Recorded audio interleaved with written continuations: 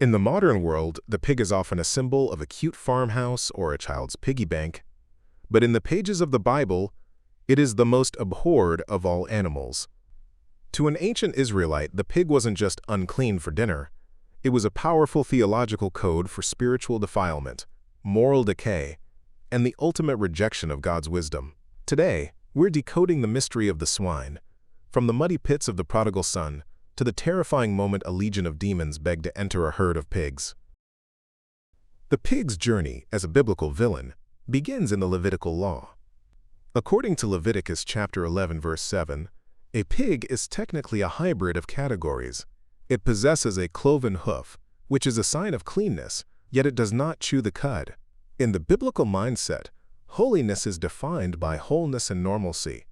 Therefore, any animal that blurs these boundaries is classified as unclean or detestable. While some modern scholars suggest hygienic reasons like trichinosis for this ban, the primary biblical intent was symbolic, intended to train the people to make constant distinctions between the holy and the common.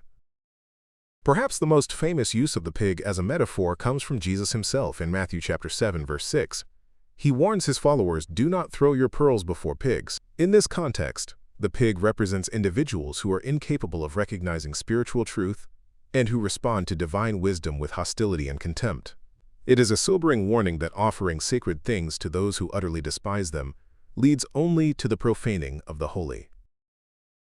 In the parable of the prodigal son, the pig is used to show the absolute bottom of a human's fall. When the wayward son ends up feeding swine, it represented the most degrading employment possible for a Jew. This detail was intended to shock the audience, as pigs symbolized gluttony, sensuality, and a life lived outside the bounds of moral order. His situation among the pigs underscores that sin is not just a mistake, but a state of dehumanizing degradation.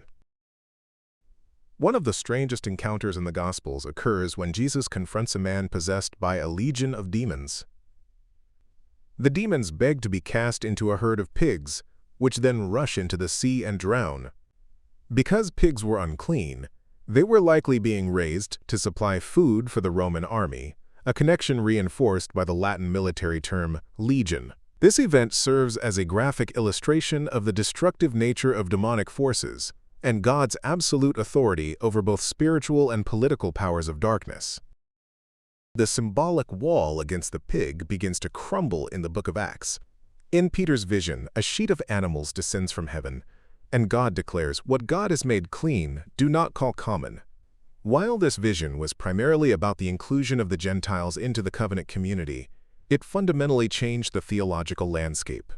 The Jesus fish, or ichthys, eventually emerged as the new secret symbol of the faith, replacing the rigid dietary codes with a message of redemption for all nations.